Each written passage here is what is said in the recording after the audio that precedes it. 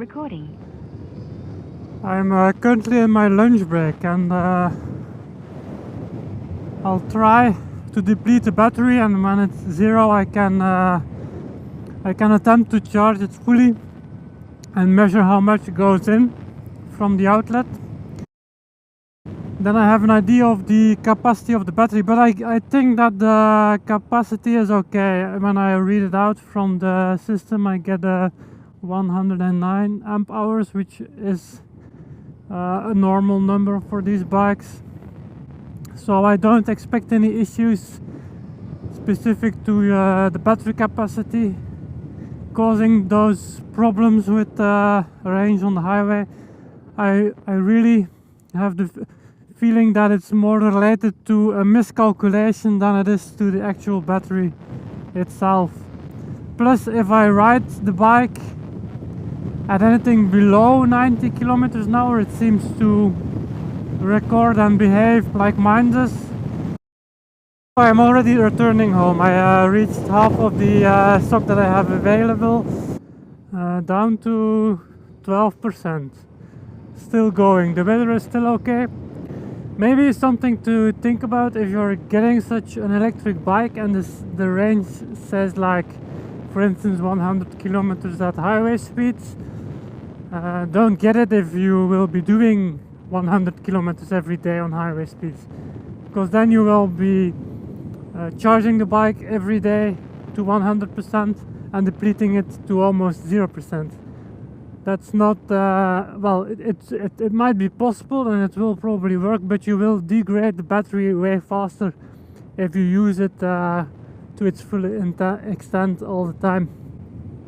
And my typical use case is 2 times 50 kilometers in a single day over non-highway, so 90 at most kilometers an hour, and then it's perfectly fine. But if you drop below 20, it goes into it remains in sport, but it shows up, or it reacts more like how it reacts in eco mode. And then once, and that's what I'm reaching now, once you go to 10%, this speed responsive, well, kind of responsive throttle will no more be in place.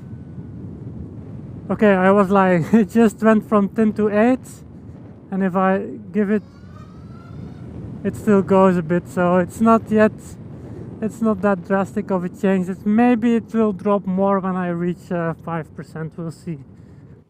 Now it's on 6%, my range is 9 kilometers. Can I still pin it? Oh, wait.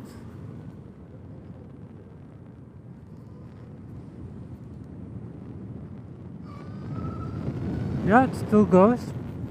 Well, it's very it's more limited, but it's yeah, now it's very yeah, okay, now it's more, now it's feeling really limited. And maybe I just dropped to 5, so maybe it's at 5%. Like, no, at this, no, I can no longer. If I pin it now, it doesn't do much. Yeah, just dropped to 4%. 6 kilometers range, it's still going, but at the 5%, it's just watch my hand. I pin it. This is full throttle. There's just not much happening, and it still wants to go fast. It just takes way more time to reach that faster speed. Just dropped to 1%, 1 kilometer in range, and it has even reduced more the power. I still have to do that I think I have to do 2 hills to get home, but I should be fine.